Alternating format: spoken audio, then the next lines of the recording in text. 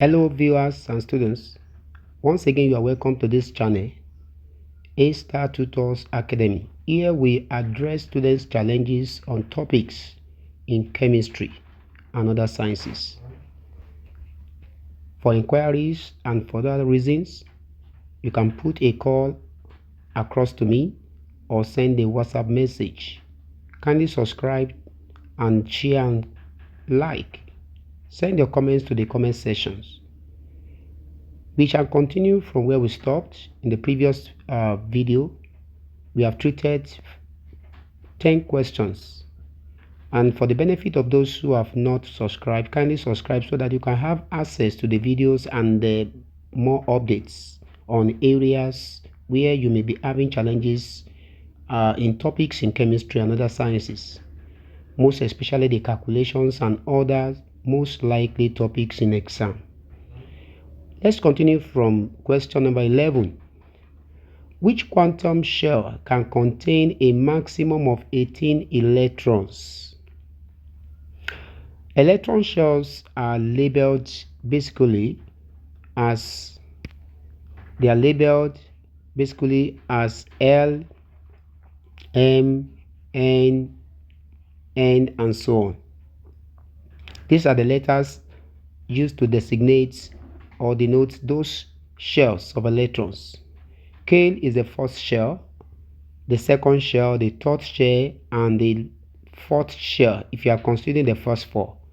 To calculate the maximum number of electrons in a shell, we use the formula 2n squared, where the n is the energy level of the shell. For this, the energy level of this shell is 1. The energy level of L shell is 2. The energy level of M shell is 3. And the energy level of N shell is 4. That is the level of energy where they are occupying. So if you want to calculate the number of electrons that they can contain, maximum number of electrons, we use this formula 2n raised to the power 2. So for K shell, we are going to have 2 into 1 squared, and that will give us 2 electrons. That means it cannot contain more than 2 electrons. For L shell, we are going to have 2 into 2 squared. That means 8 electrons. 2 squared is 4 times 2, that's 8. 1 squared is 1 times 2, 2. So the maximum number of electrons in the second shell, L shell, is 8. For M shell, it's going to be 2 into 2 times 3 raised to the power of 2. That is 18 electrons.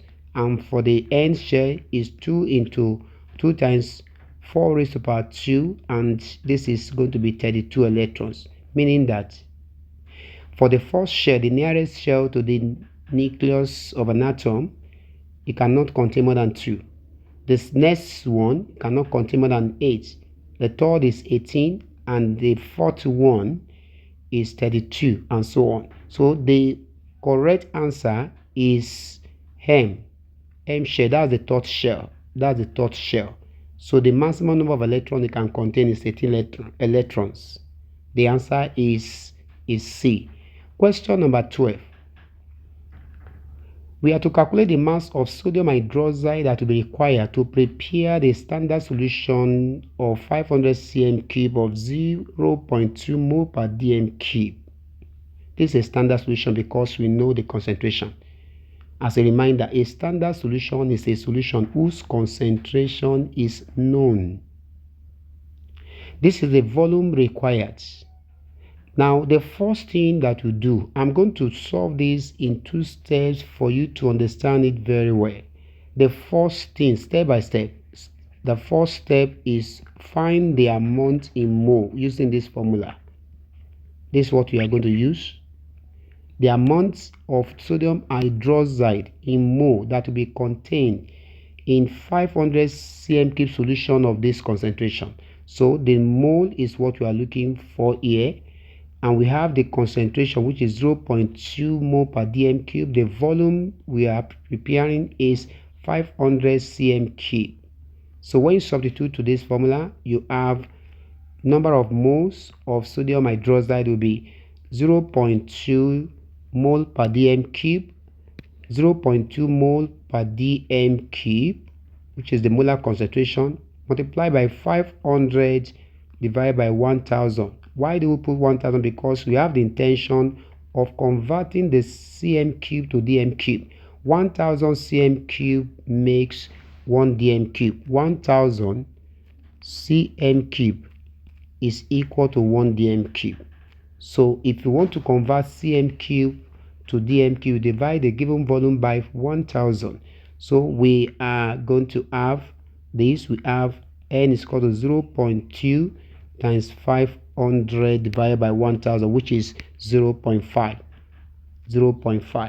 And when you divide that, you have 0.10 mole of the sodium hydroxide. So we have the amount in mole. Then step 2, which is the final step, is to convert, find the mass of this mole of the sodium hydroxide. Using this formula, mass is the mole multiplied by the molar mass of that sodium hydroxide. So first thing, we are going to calculate the molar mass represented by the capital M.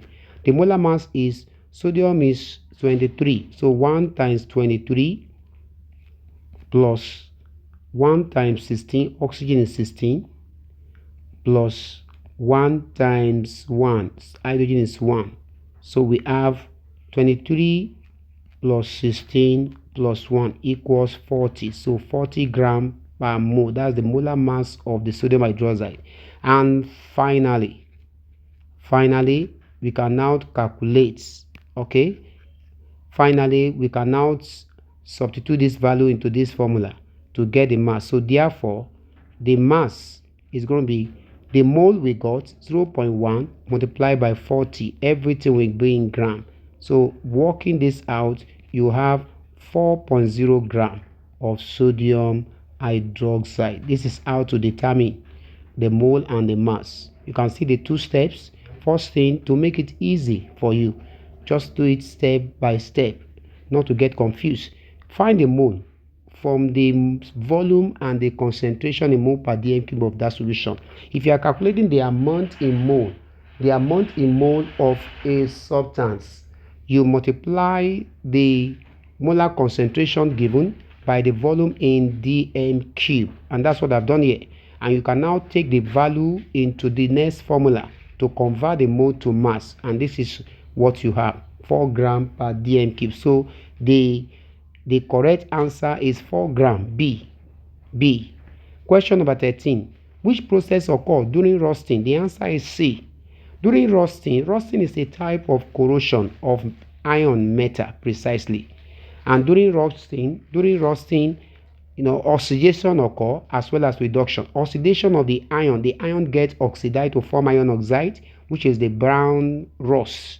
Then the water also gets reduced. So we have reduction and oxidation during rusting of iron. So the answer is C. Question 14.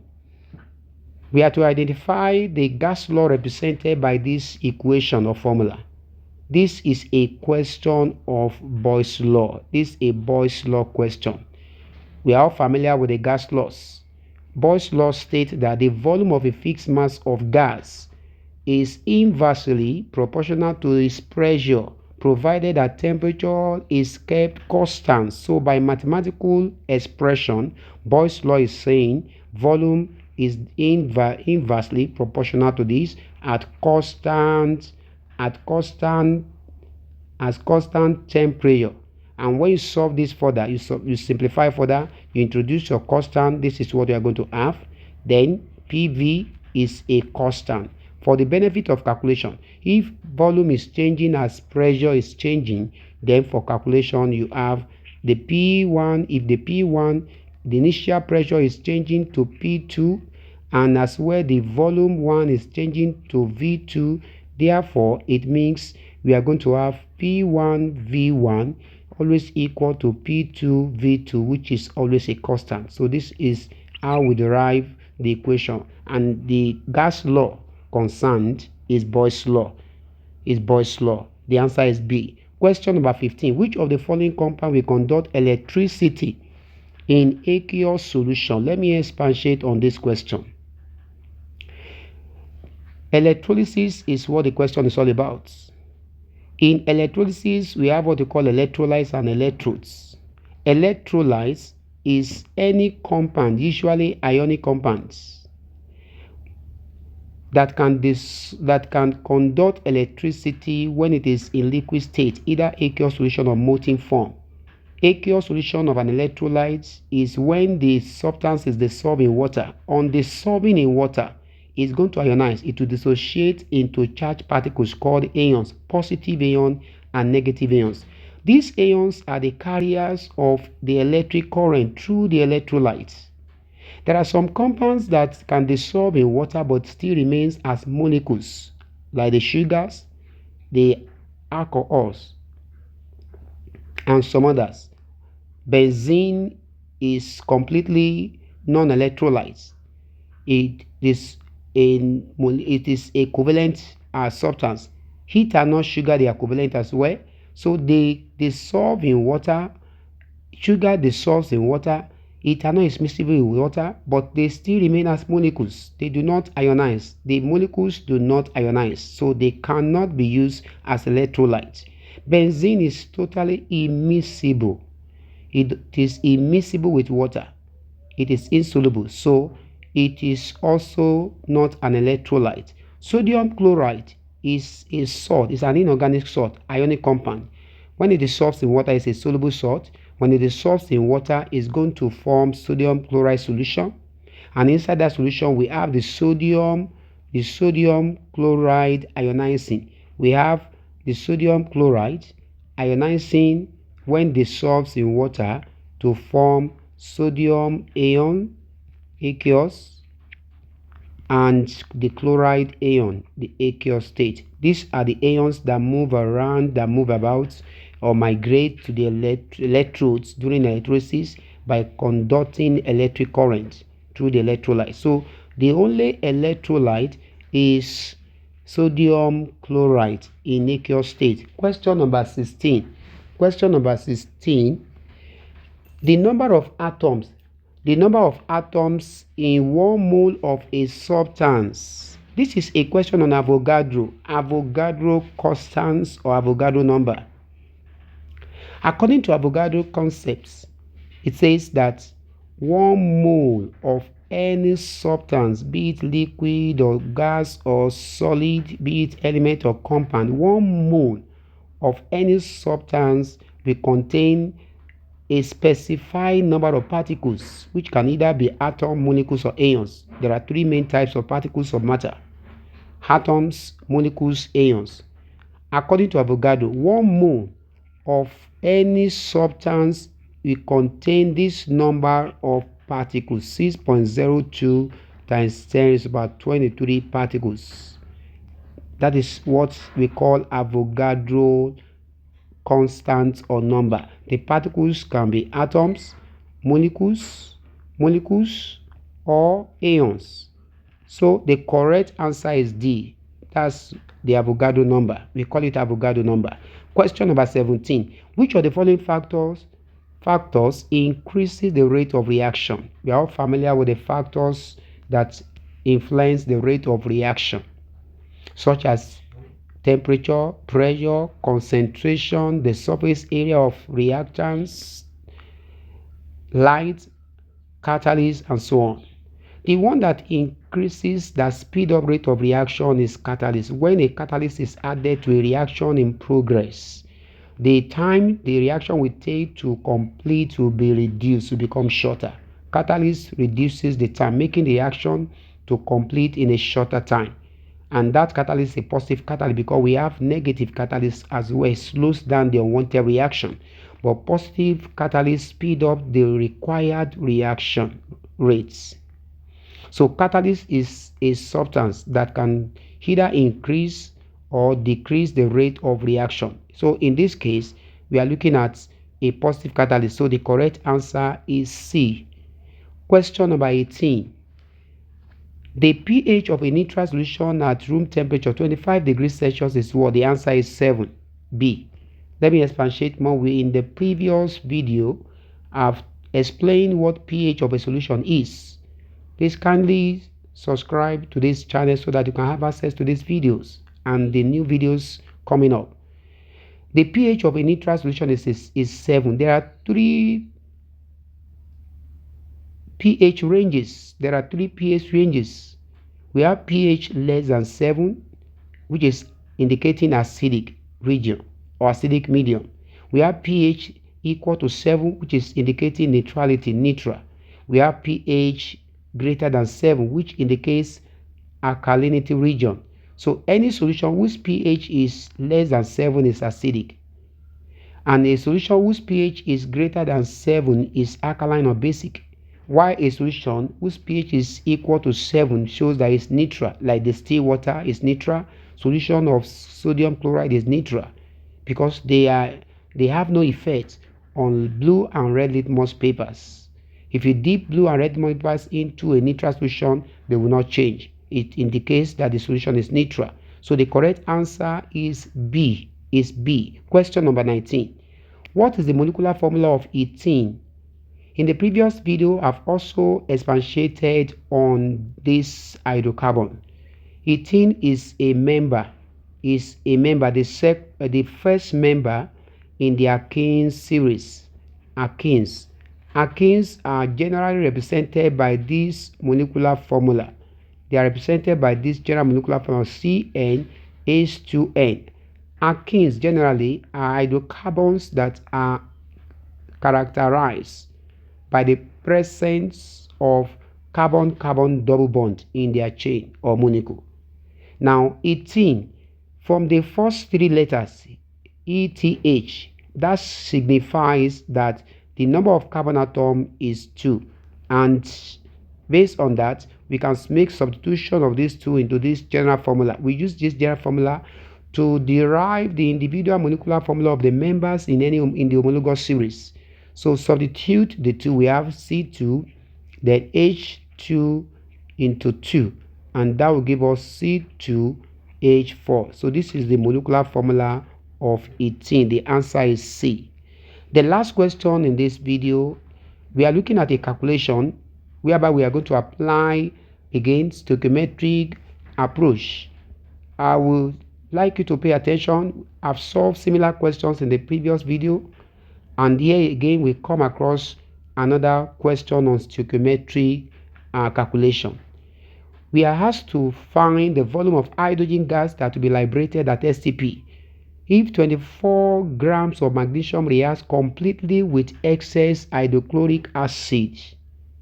Now, according to this equation, like I said before, the first thing that you have to do is identify the 2 substances that are related together. So in this question, we have magnesium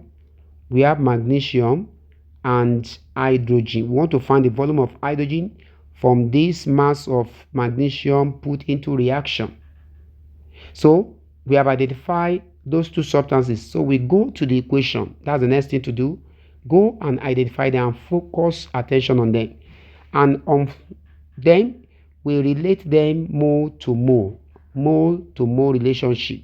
So here we have 1 mole of magnesium reacting with 2 moles of HCl. So mole to mole, according to mole to mole, we have 1 mole of magnesium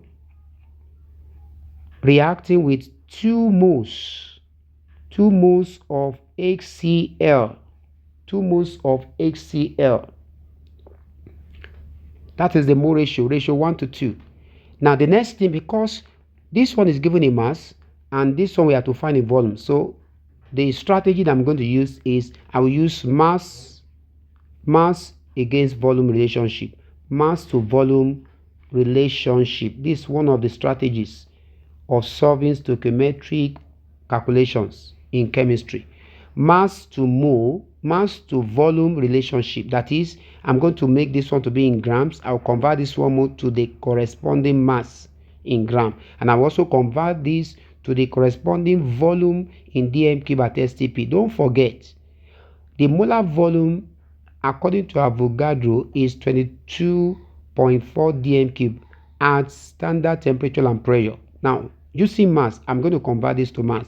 When you are converting mole to mass, you multiply the mole given or the mole in question by the molar mass or atomic mass. For metals, their atomic mass also represent their molar mass. So for magnesium, magnesium is 24. So that is 24 multiplied by 1 for magnesium.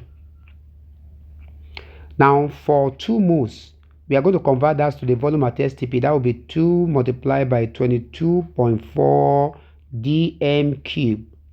And that means we have 24 grams of magnesium.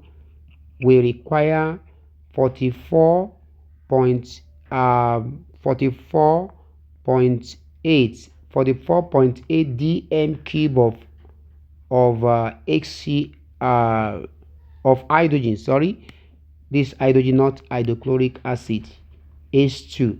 So 44.8 dm cube of hydrogen gas will be liberated. So according to this question, the volume of hydrogen gas that will be produced at STP is 44.8 dm cube. When 24 grams of magnesium is put into reaction with excess acid, it's producing 44.8 dm cube. So this is a stoichiometry approach to solving this question, and the correct answer is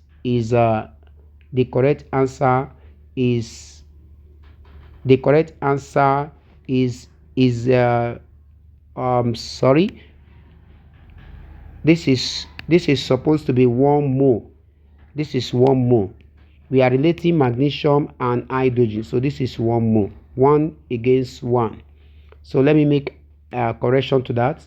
So this is going to be, we are considering hydrogen and not HCl. Sorry about that. 1 mole of hydrogen gas will become 1 times 22.4, and that is going to give us 22.4 dm cubes. So that means when 24 grams of magnesium completely reacts with excess hydrochloric acid, 22.4 dm cube of hydrogen gas will be produced at STP. So the correct answer is B. So we have been able to solve the next 10 questions involving mainly calculations. Please kindly help to subscribe to this channel and like the videos, share, and send your comment to the comment section. Look forward to the next video. Thank you.